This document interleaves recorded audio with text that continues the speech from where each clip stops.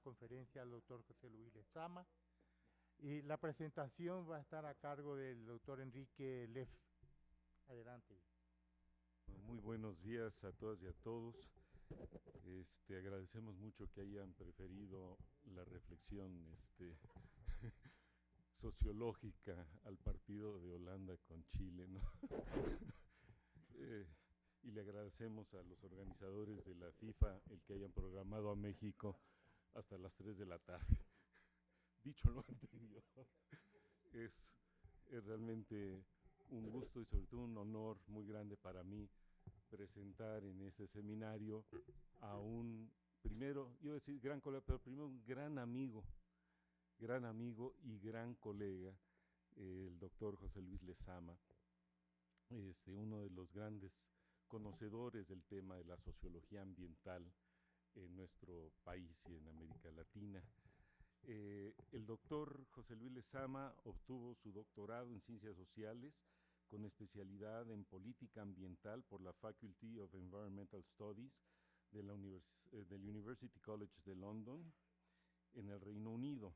El doctor Lezama fue director entre 2003 y 2009 del Centro de Estudios Demográficos, Urbanos y Ambientales del Colegio de México, y actualmente es director del Seminario Interdisciplinario sobre Estudios Ambientales y del Desarrollo Sustentable y profesor investigador en la misma institución. Ha sido profesor visitante de varias instituciones, del Massachusetts Institute of Technology, el famoso MIT, en el Departamento de Aire, Atmósfera y Ciencias Planetarias, coordinando el capítulo sobre política ambiental y análisis institucional en el Mexico City Air Quality Project, dirigido por el doctor Mario Molina. Fue investigador visitante también en el Departamento de Dinámica Poblacional de la Johns Hopkins University, en el World Resources Institute de Washington, D.C., en la Facultad de Arquitectura de la Universidad Católica de Lovaina en Bélgica, en el Institut d'Études Politiques, la famosa Sciences Po de París, en el Institut National d'Études Démographiques, el INED de Francia, en la Université de Paris 10 en Nanterre y en el Instituto de Estudios Latinoamericanos de la Universidad de Alcalá de Henares en España. El doctor Lezama es también editorialista del periódico Reforma, hasta muy reciente data, donde nos mantuvo alertas a muchos temas ambientales, urbanos, científicos, tecnológicos, sociales, y lamentamos que pero ya aparecerá en algún otro. Sí, sigo publicando. Bueno, es miembro del Comité Asesor del Programa Hábitat de la Organización de las Naciones Unidas, recibió el premio Juchimán de Plata 2011 en Medio Ambiente, el Premio Nacional de Periodismo José Pagés Hiergo 2008 por Periodismo de Medio Ambiente, y también ha sido mención honorífica en el Premio al Mérito Ecológico en su edición del 2001. El doctor Lezama es autor de varios libros muy importantes en estos temas: Política Energética y Sustentabilidad, la política del Estado mexicano para el ahorro de energía eléctrica, publicado recientemente en el 2014 por el Colegio de México; Los grandes problemas de México, el tomo cuarto sobre medio ambiente, publicado en 2010; Construir ciudad, de la cual fue coeditor en 2008; Población, ciudad y medio ambiente en el México contemporáneo en 2006; Medio ambiente, sociedad y gobierno, la cuestión institucional en 2006 también; La construcción social y política del medio ambiente en 2004, y varias otras importantes obras del doctor José Luis Lezama. Pues agradecemos, José Luis, tu presencia en este espacio que hemos intentado abrir en este instituto para debatir, ¿no?, el tema de la crisis ambiental, cómo es que el mundo humano construyó, ¿verdad?, y es responsable de una crisis ambiental de magnitud global, de magnitud humanitaria, y cómo explorar también la construcción de vías de salida de esa crisis ambiental y de construcción de un mundo sustentable, explorando sobre todo las vías que venimos abriendo en los territorios del sur, y yo diría sobre todo en este seminario en América Latina. José Luis, tienes la palabra. Muchísimas gracias. Gracias de verdad a quienes me han invitado a estar en el seminario. Gracias a ustedes por su solidaridad. Es un acto heroico estar este día aquí. Gracias a Gilberto Jiménez, a quien admiro y le tengo no solo aprecio, sino un gran cariño. Igualmente a Enrique le tengo un afecto y un cariño. Desafortunadamente, digamos, la diferencia con Enrique es que Enrique es un mito.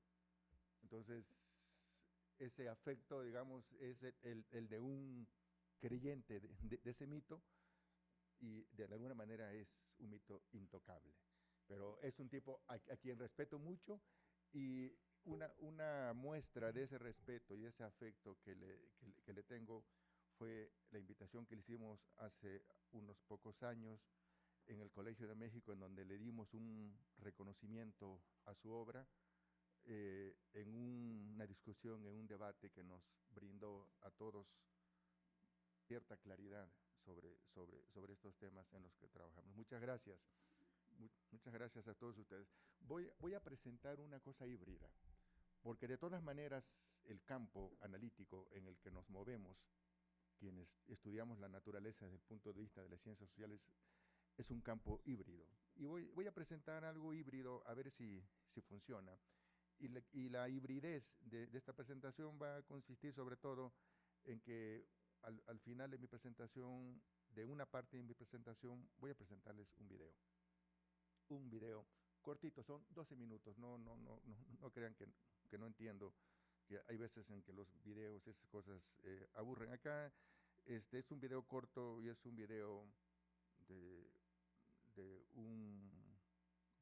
una danza maya, en la que quiero traer o llevar parte de la discusión que voy a presentar en la primera parte, como un intento de aterrizar algunas ideas de las que hemos estado ocupados y de las que compartimos ustedes y algunos de nosotros, sobre todo los que estamos aquí en la mesa.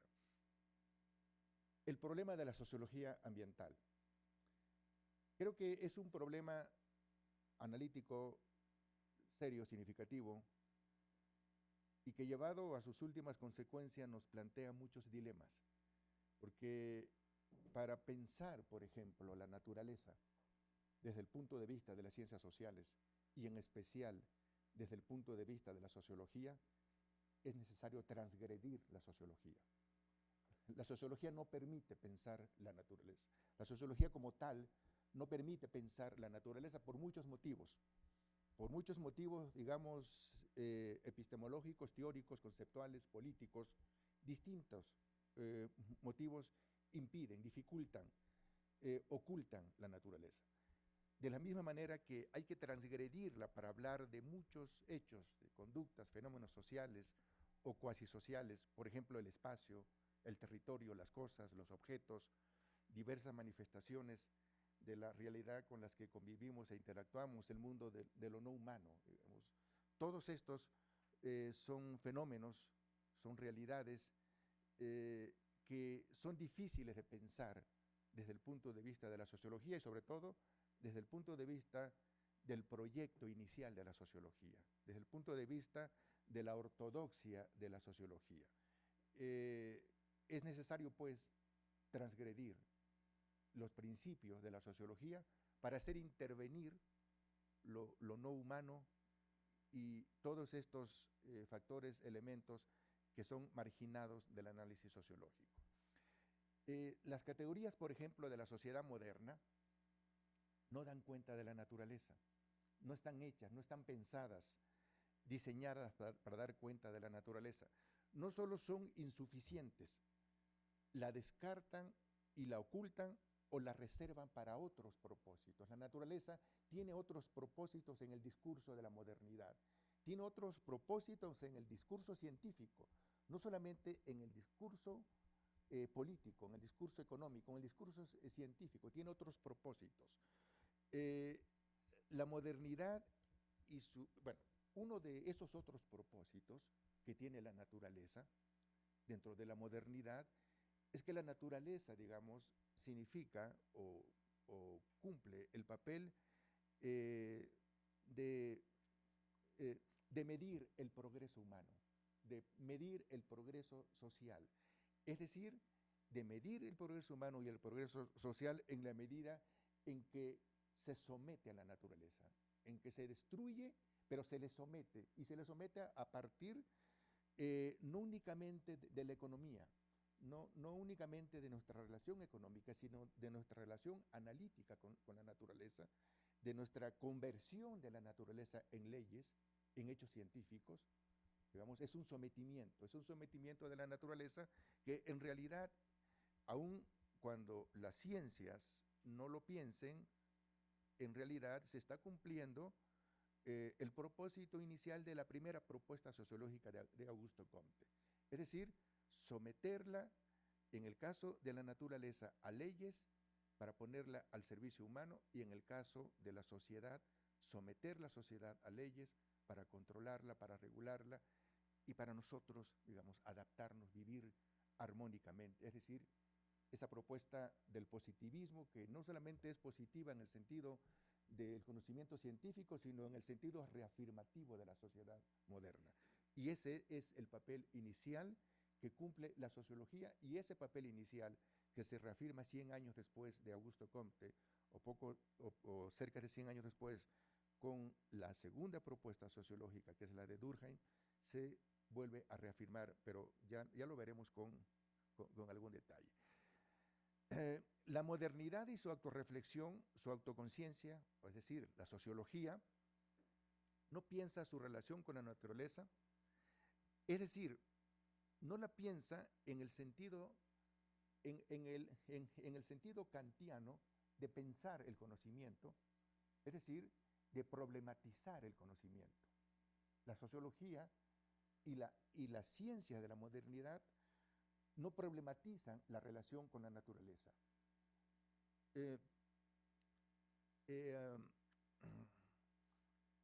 No la problematiza desde el punto de vista analítico, y tampoco es un problema desde el punto de vista moral. Cuando la piensa es solo como factor de reafirmación, de autorrealización, de medio para esta realización. Analíticamente, la naturaleza es solo escenario, es escenografía, telón de fondo, es el gran escenario donde transcurre la acción humana. Marx, Comte, Durkheim son hijos de la modernidad, son hijos de la Ilustración, lo mismo que lo son el capitalismo y el socialismo como propuestas económicas o como orden político. A lo que voy, digamos, al mencionar, por ejemplo, a estos representantes de la modernidad y a sus propuestas políticas y sociales, es decir, el socialismo y el capitalismo comparten muchas cosas, comparten el ser producto, ser hijos de la modernidad, y comparte también su relación con la naturaleza, su relación de dominio con la naturaleza, la relación de sometimiento de la naturaleza y la naturaleza como medida del progreso humano, es decir, el sometimiento. Pero algo más incluso, digamos, hay algo más en esta relación de la teoría moderna, de la teoría liberal moderna y de la teoría marxista en su relación con la naturaleza, que voy a tratar de mencionar, aun cuando sea de paso. Pensar la naturaleza en su relación con la modernidad tiene que ser, de alguna manera, desde este punto de vista, o desde algún punto de vista, desde fuera de la modernidad. Solo la crisis de la sociedad moderna, sus grietas, sus momentos de distracción, sus lapsus brutus, permiten pensar desde un punto de vista crítico desde fuera. Solo en estos momentos de lapsus muestra sus secretos, sus remordimientos, su relación patológica. Es decir, acá, digamos, es como una cuestión psicoanalítica, es en los sueños, es en los lapsus brutus, cuando la naturaleza, digamos, es vista, es mostrada en su verdadera relación. Y esto me permite afirmar algo más. A lo mejor, digamos, parte de esta distracción, ustedes saben esta idea de la teoría psicoanalítica de que el inconsciente se muestra a través de los sueños, porque durante el sueño no solamente estamos dormidos nosotros, sino también duermen los guardianes del inconsciente. Los perros que vigilan el inconsciente también llegan a distraerse, llegan en un estado de somnolencia en algún momento. Tanta vigilancia cansa y permite salir cosas.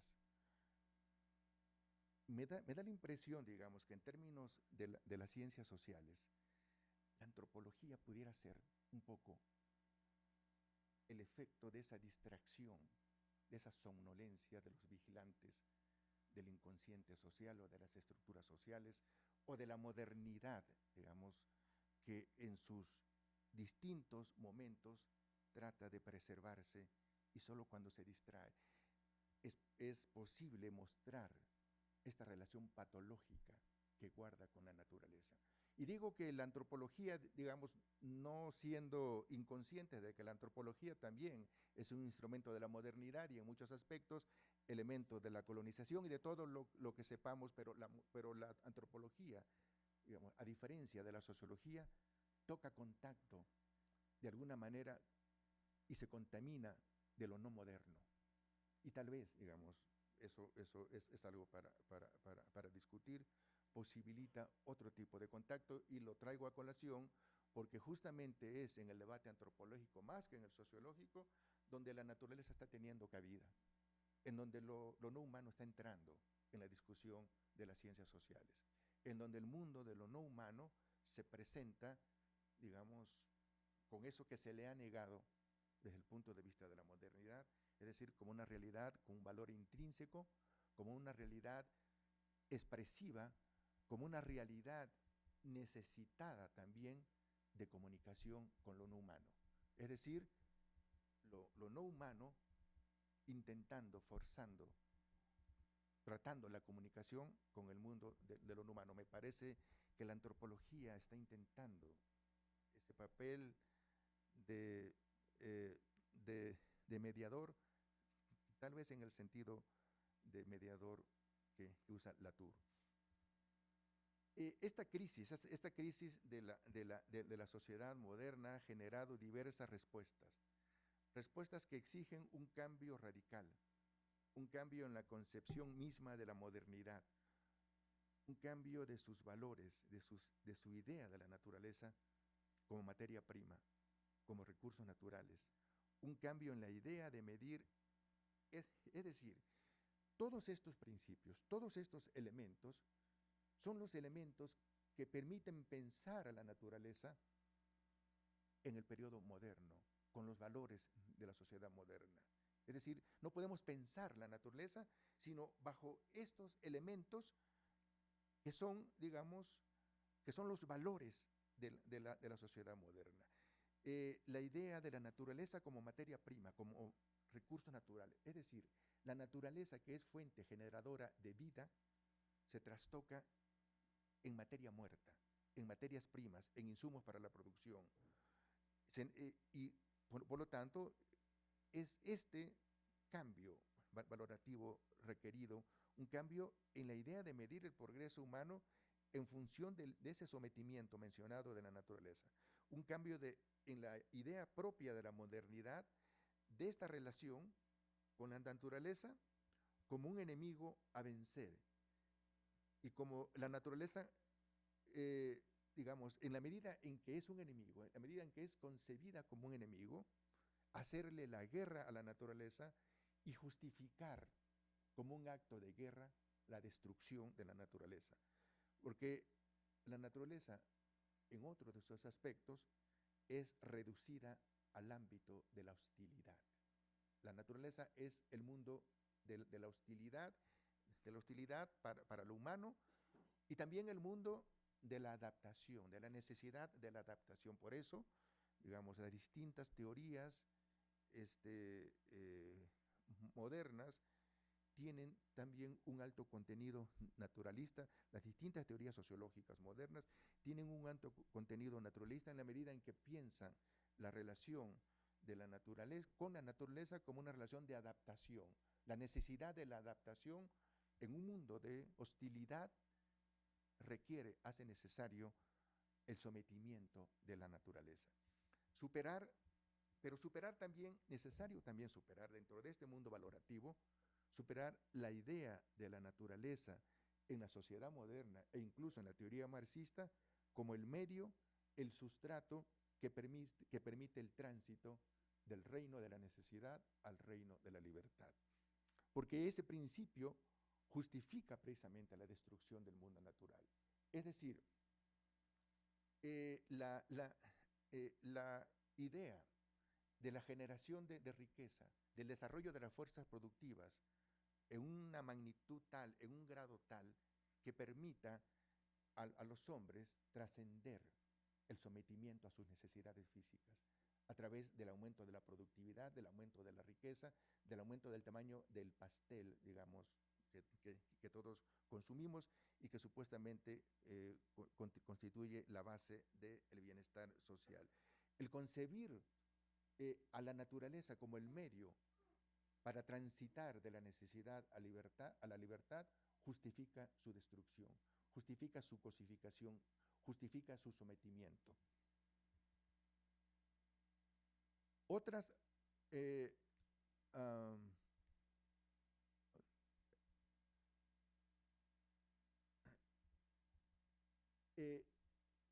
distintas respuestas, pues, se han planteado a esta idea de la crisis de la naturaleza por su relación con la sociedad moderna industrial, por su transformación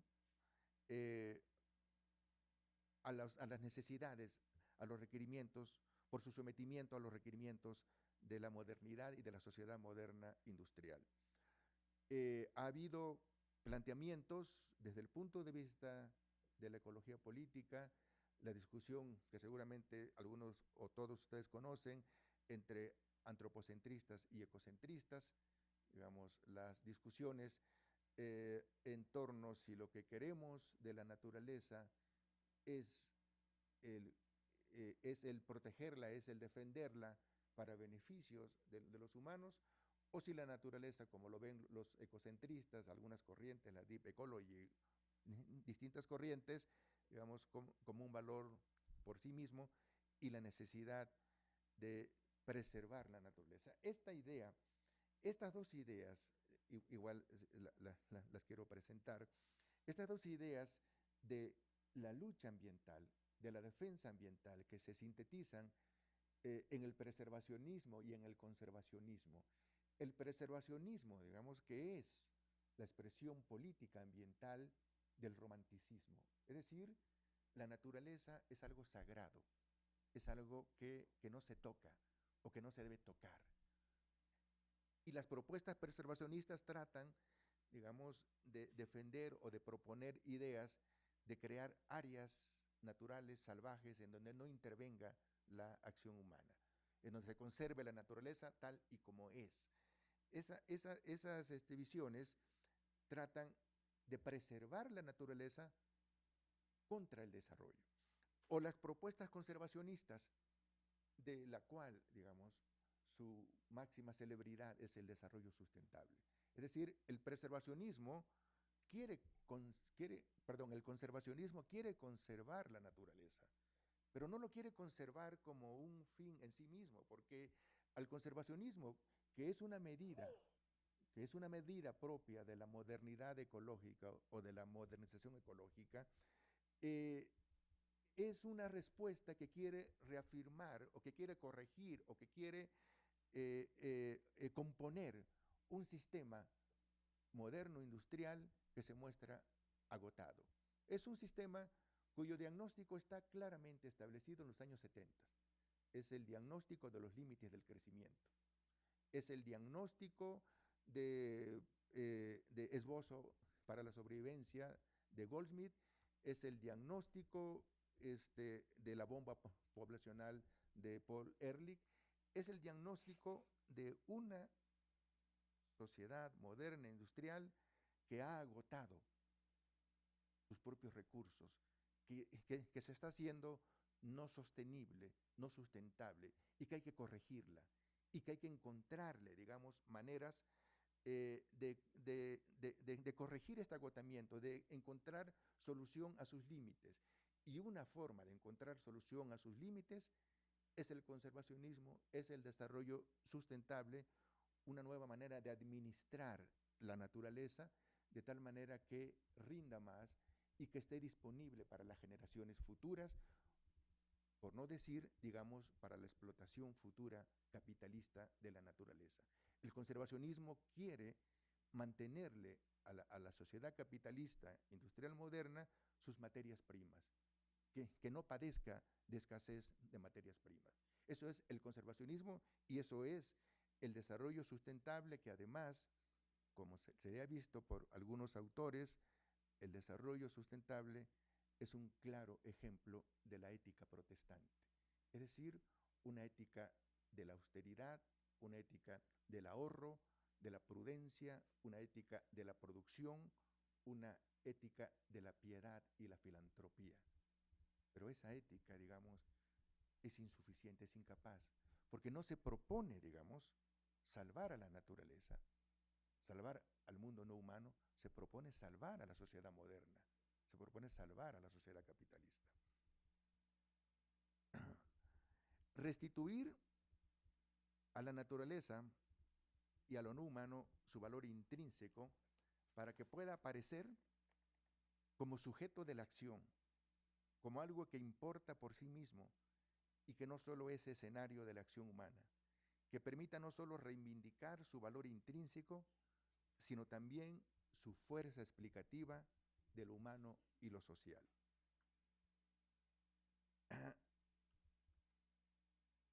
Otro punto que tiene que ver, digamos, con las dificultades de la sociología para entender la naturaleza, para entender lo no humano, porque en realidad la naturaleza, digamos, no es algo que importe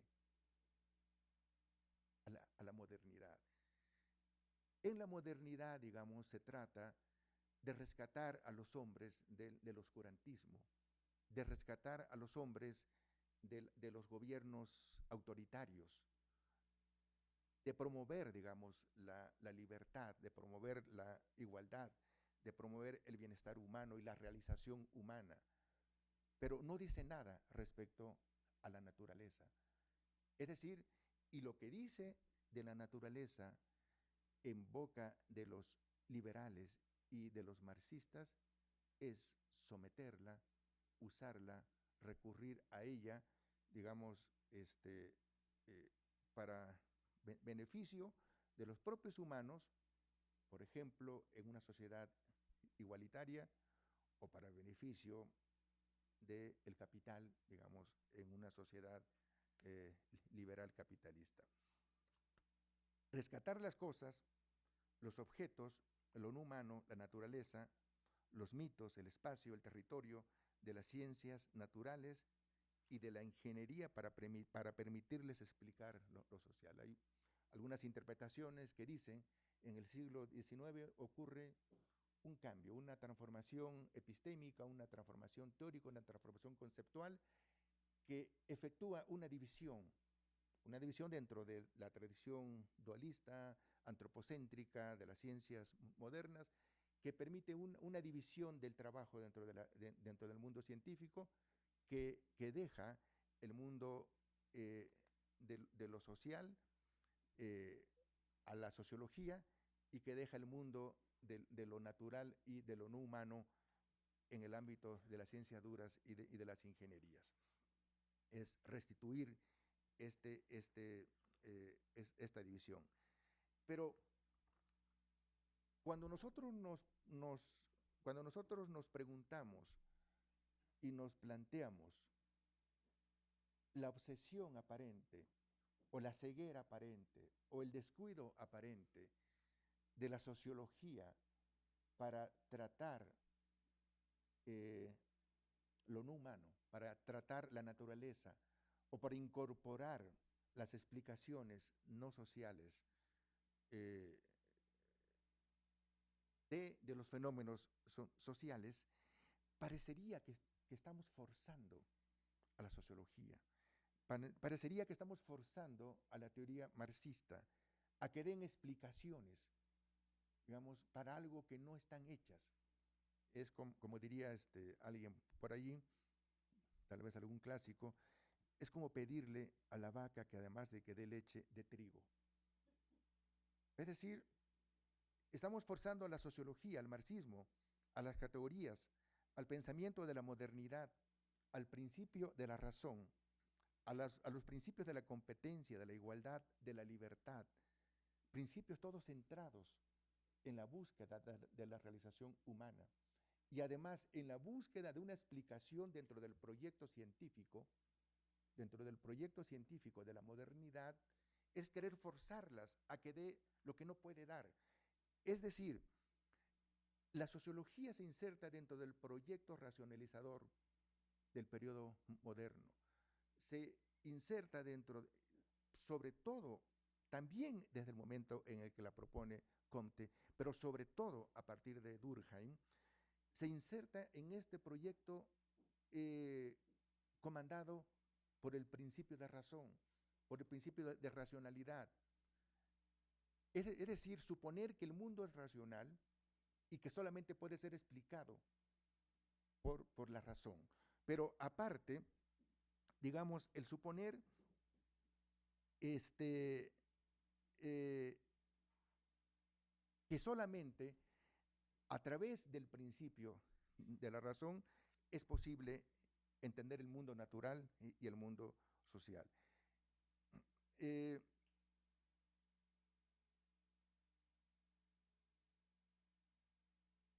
Cuando mucho de lo que tiene que ver, digamos, con las explicaciones de los hechos de la vida moderna, no son siempre productos de lo racional, no son siempre productos de fenómenos que se presentan con regularidad y en donde lo impredecible ocupa un lugar significativo, en donde el mundo de lo ordenado solamente existe en la mente de los que intentan explicar ese mundo, en donde el mundo carece de esas estructuras que nosotros, los que queremos estudiarlo desde el punto de vista analítico, suponemos que existe en la realidad, en donde incluso sería importante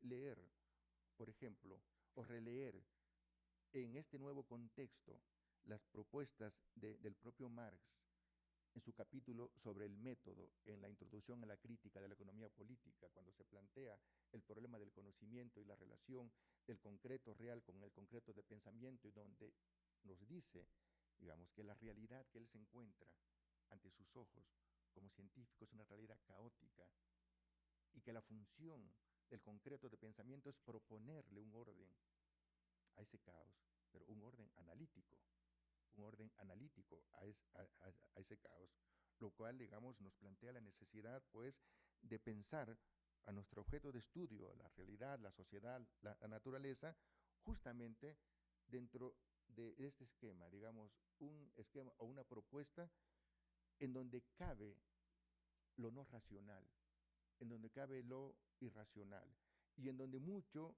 del mundo de la naturaleza o el mundo de lo social, o de estos híbridos que nacen de la interacción del humano con lo social, no están constituidos o no están regidos por las categorías de la racionalidad.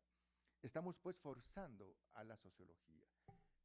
Pero retomo el punto anterior de la propuesta sociológica inicial, la propuesta sociológica del siglo XIX y de inicios del siglo XX,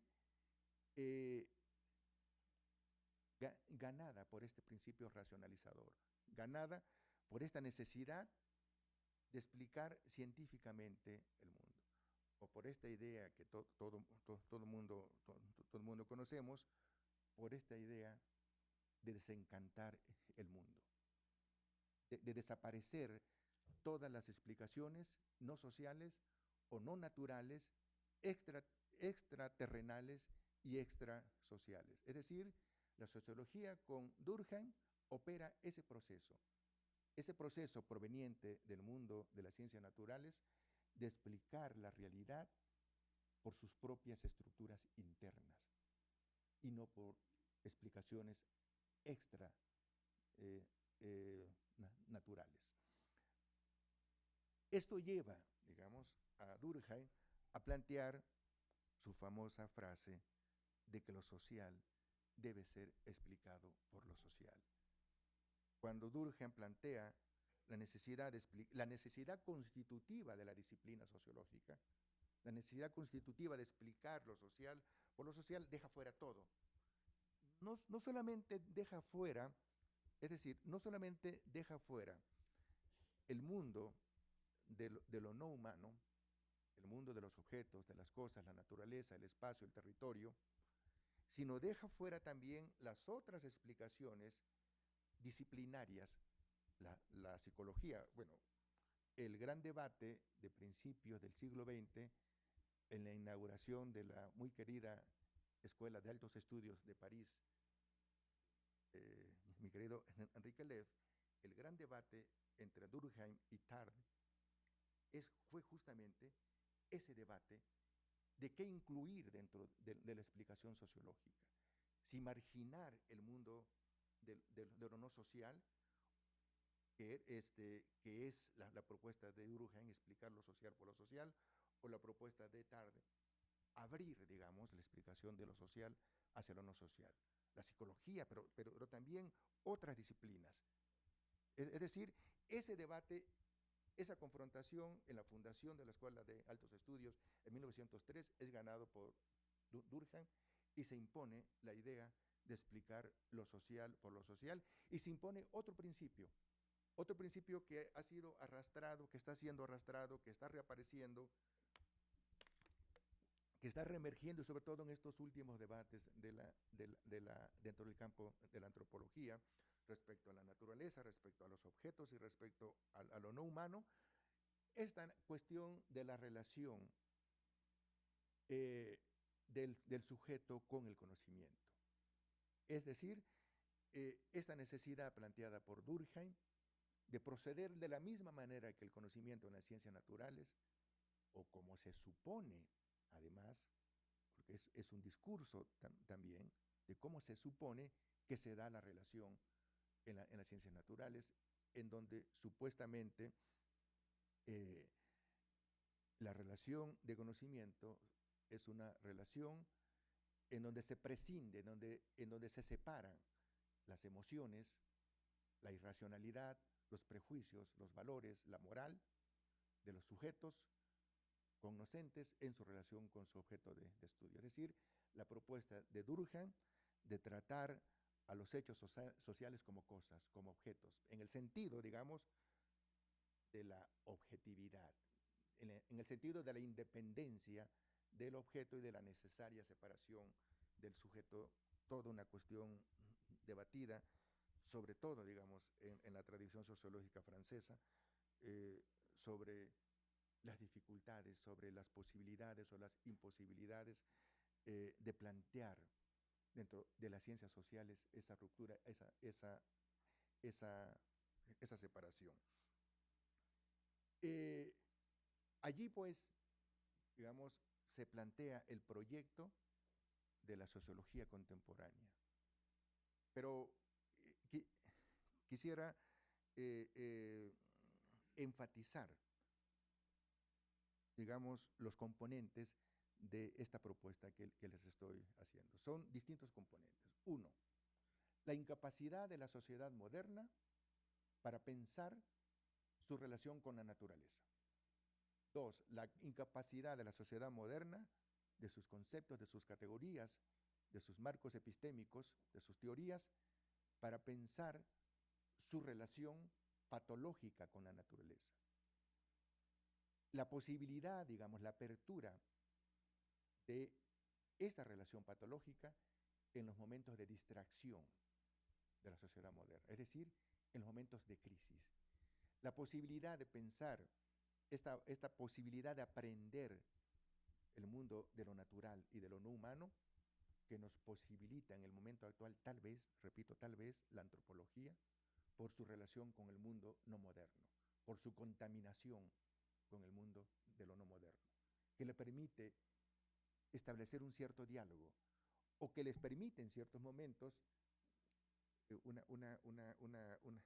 una chica que acaba de terminar su tesis, Julieta Lamberti, una tesis hermosa sobre Wirikuta, me pasó un texto de Eduardo Kohn,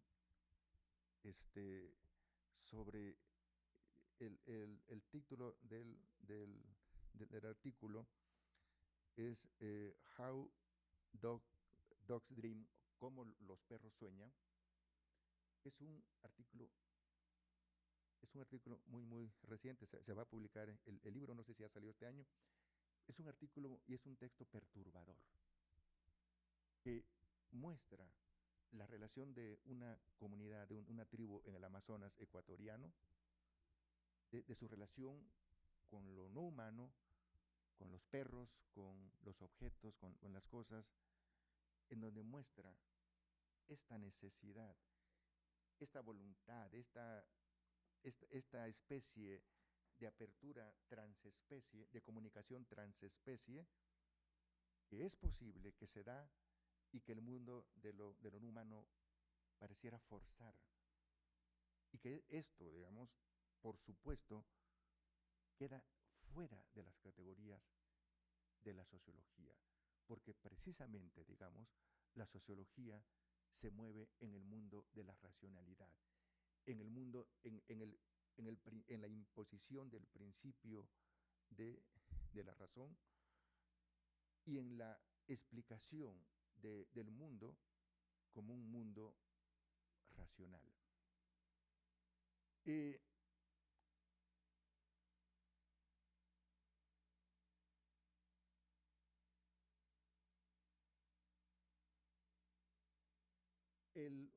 Estaba haciendo una especie de sumatoria de los distintos elementos que impiden a la sociología pensar a la naturaleza y su relación patológica con la naturaleza. Otros elementos de ese impedimento es que la sociedad moderna está muy cómoda en su relación con la naturaleza. Es decir, digamos, en la medida en que la naturaleza es su principal proveedor, es su principal factor proveedor de sustrato material para el progreso humano, en la medida, repito, en que la naturaleza es concebida, digamos, como objeto sometida al dominio a través del conocimiento, a través de las leyes y de la explotación económica. O sea, la sociedad moderna no tiene ninguna motivación estructural de fondo, esencial, para pensar de otra manera su relación con la naturaleza. El mundo, mucho del mundo que involucra a la naturaleza, lo no humano, los objetos, las cosas, no participan del orden de la razón, viven de la irracionalidad, persisten en el mundo encantado, desestructurado, sorpresivo, imprevisible, que el desencantamiento de la vida moderna pretendió eliminar. Ese mundo encantado resistió el desencantamiento y aparece por todas partes. Se subleva en todas partes. y no únicamente, es decir, se subleva en su relación o en su necesidad o en su posibilidad de ser conocido, y se subleva también en su relación con el proceso de globalización. No es únicamente, digamos, en el sentido en el que lo plantea Ulrich Beck. No es únicamente en el sentido en el que Beck señala que la sociedad moderna, hasta mediados del siglo XX, en realidad no fue sino una sociedad feudal moderna, en la medida en que prevalecieron en ella o prevalecen aún muchas instituciones feudales, como el trabajo femenino en el hogar, que es un trabajo no moderno, no pagado. El trabajo en la modernidad se paga por un salario. El trabajo doméstico no se paga. Es una categoría feudal, dice Beck. Las categorías que privan en la familia, como la fidelidad, es una categoría feudal. Eso no es una categoría moderna. O la capacidad de elección, que es una categoría moderna, no existe en las relaciones intrafamiliares. La mujer no elige su condición de trabajadora doméstica. Es una categoría feudal. Y Beck supone, digamos, que lo que ocurre en el mundo moderno no es precisamente el agotamiento de la razón, sino dice, es que no tenemos suficiente razón. Y su propuesta de modernidad reflexiva es la radicalización de la modernidad, y supone que los conflictos de la vida moderna que arrancan desde los años 60 son conflictos que tienen que ver, digamos, con la penetración de la modernidad y de las relaciones modernas y capitalistas en esos ámbitos feudales, como los de la familia, por ejemplo, para poner un ejemplo, en donde no existían. Y su introducción, digamos, provocaría el feminismo, o provocaría también la revuelta ambiental. Una revuelta ambiental, digamos, que es producto precisamente de la crisis ambiental, o de la crisis de la relación, o de la crisis que hace producida sobre la naturaleza por la relación moderna con la naturaleza. Esta presencia de lo no moderno en su reclamo, digamos, o en su necesidad, o en su planteamiento, o en su propuesta de ser conocido, esto es lo que hace emerger, lo que posibilita la entrada en escena del mundo natural, lo que posibilita la entrada en escena del mundo no humano, del mundo de los objetos, de las cosas, del espacio, el espacio, algo que fue contundentemente negado por la tradición sociológica. Las únicas posibilidades de pensar el espacio están dadas por los planteamientos de Irving Goffman en sus propuestas de la vida como una representación teatral, de su lectura de las conductas humanas en lo que él llama la tienda y la trastienda, la posibilidad de transgredir la norma social en la trastienda, y el hecho social expresado en la relación de autoridad en las conductas frontales, pero sin darle, digamos, a este mundo a este mundo no humano o no social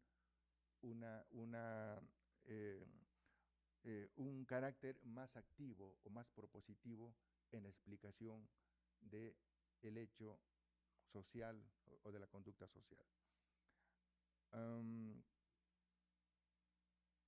Bueno, estos son algunos de los puntos que quería demarcar, que quería presentarles. eh, sobre las dificultades de la sociología para pensar muchas conductas, muchos hechos, fenómenos sociales, que tal y como los vemos o tal y como son pensados en el momento actual, son especies de híbridos que resultan de la interacción de lo humano con lo no humano y la imposibilidad o las dificultades que tiene la sociología por su propia naturaleza, por su propio origen, por ser, digamos, la conciencia de la sociedad moderna, para pensar estos hechos, estos fenómenos, y el planteamiento también que repito, que la única posibilidad de pensar lo no humano, la naturaleza, el espacio, dentro de la teoría sociológica, es transgrediendo a la propia sociología, es saliéndose del campo de la sociología.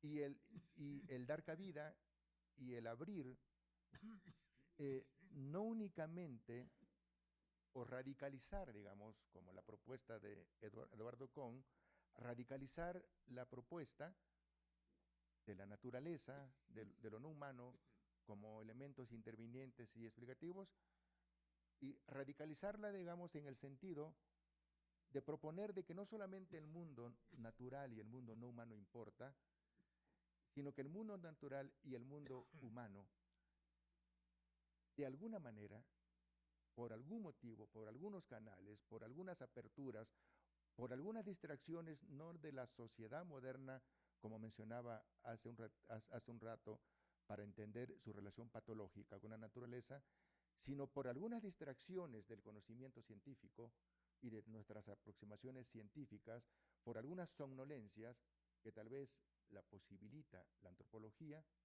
permiten la apertura de un diálogo, de una palabra, de una voz, de un sentido, de un significado que se quiera abrir paso desde el mundo de lo natural, de los objetos, de lo inanimado, de lo que no es humano, para decirnos, nosotros tenemos algo que decir en eso que a ustedes les atormenta y que se les dificulta entender nuestras conductas humanas hoy día en esta interacción, en esta convivencia cotidiana que tenemos con las cosas, con los objetos, con la naturaleza, con el desierto, con los mitos, con todo lo que ha sido marginado, descartado del campo de las explicaciones sociológicas.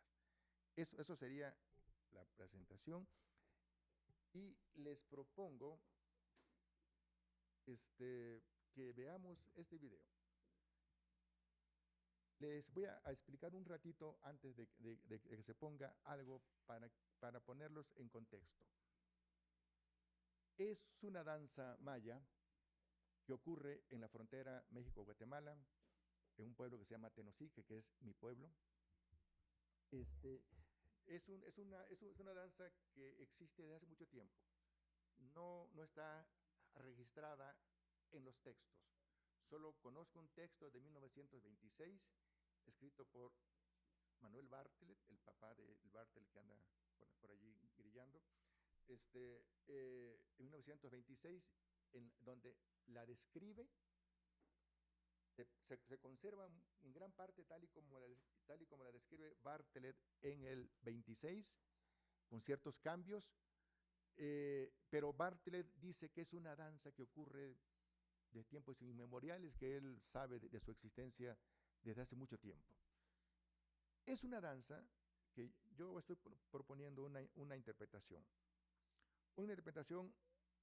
en el contexto del Popol Vuh, el libro sagrado de los mayas quiché, de los altos de Guatemala. Es una danza que desde mi punto de vista tiene que ver con la creación. Y lo pongo aquí, arriesgándome a que digan ustedes o yo mismo piense que no tiene relación con lo que acabo de decir. Tiene algo. Yo creo que se la podemos encontrar con este mundo de lo irracional, con este mundo de la naturaleza y de lo humano mezclados, constituyendo hechos, fenómenos, conductas, mitos, explicaciones del mundo, luchas, esperanzas, ilusiones. Y les voy a decir en dos, tres cositas digo, ya se va a venir el partido en 3 horas, tengo tiempo, creo. En el Popol Vuh, el mundo fue creado por los dioses. Los dioses hicieron 3 intentos por crear el mundo. El primer intento fue un intento absolutamente fallido. Crearon hombres de lodo y se desvanecían, se caían. Y los dioses dijeron, los dioses como Vicente Fox dijeron, a otra cosa, mariposa. Entonces pasaron a su segundo intento. El segundo intento de creación del hombre fue la creación de los hombres de madera. Este video es la danza de los hombres de madera, de los cojos. Los hombres de madera fueron creados por los dioses, pero los hombres de madera decepcionaron a los dioses porque no cumplían con el principal requisito de la creación. ¿Por qué los dioses crean a los hombres? Para tener a quienes los adoraran, a quienes los mantuvieran con el rito, con el sacrificio y con la ofrenda. Y como estos hombres de madera eran unos desmemoriados, irreverentes, una vez creados, se olvidaron de los dioses, no pensaron más en los dioses. Eran seres como irracionales, seres de placer, seres muy sexuados. Pero los dioses se enojaron y los destruyeron de una manera tremenda. Pero también eran hombres descocados, sin mucho entendimiento, sin mucho razonamiento. Y los dioses se enojaron y los destruyeron de una manera violenta, tremenda. Todos los seres de la creación, aquí está en el Popol Vuh, se rebelaron contra ellos, los agredieron, los maltrataron, los perros, las cosas, los molcajetes, las casas, los palos, los árboles se les caían encima, todos. Fue una cosa tremenda, esa forma casi como con odio, como los dioses destruyeron a los hombres de madera y realizaron su tercer intento, los hombres creados con la pulpa del maíz. Y esos hombres creados por los dioses del Popol Vuh eran perfectos, eran dioses, podían verlo todo, podían ver las cosas del más allá, después de la muerte, todo. Pero los dioses, y estos hombres adoraban a los dioses, estaban agradecidos con los dioses, y a cada rato le decían gracias por habernos creados, por darnos rostro. Ese es el símbolo de la humanidad en la concepción maya, el tener un rostro. Y los dioses de pronto recapacitaron y dicen, oigan, ¿qué hemos creado? Hemos creado dioses, algo van a competir con nosotros. Entonces los dioses efectuaron un acto correctivo y los degradaron, les quitaron la capacidad a nosotros, nos crearon como, nos corrigieron y nos hicieron a como somos ahora, limitándonos nuestra capacidad para mirar el mundo y entender el mundo. Por eso somos tan ignorantes y por eso dice Kant que los problemas, la realidad, no solamente es difícil de entender por su complejidad, sino porque el cerebro humano tiene límites para entender esa realidad. Y los dioses, los hombres hijos de la pulpa del maíz, en su acto correctivo les limitaron sus facultades y pienso, los regresaron a la condición de hombres de madera. Y la danza del dios Pochó es la lucha de los hombres de madera por restituirse como seres humanos completos, por vencer a los dioses y por vencer a un dios en particular, al dios Pochó, que es uno de los dioses, o puede ser entendido como uno de los dioses de la muerte en la cosmogonía maya que habitan en el Xibalbá, en el inframundo, y que son los dioses de la destrucción, de la muerte, de la opresión, del poder y de la maldad.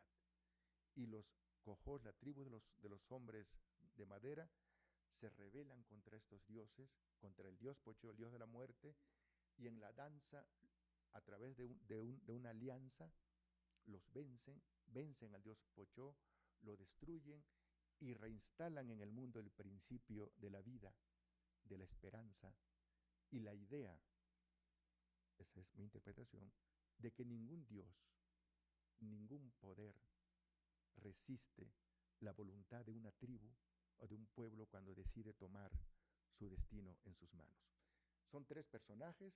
Los cojós entran primero, las pochoveras, que son las esclavas del dios Pochó que vigilan a la tribu, establecen, como diría Gramsci, esta diferencia, digo, no aplica a las categorías modernas, pero algo tengo que decir, es el dominio suave, es el dominio de la sociedad civil, como dice Gramsci, el dominio suave a través de los medios, de la socialización, es el dominio suave del poder del dios, lo ejercen las pochoveras al principio,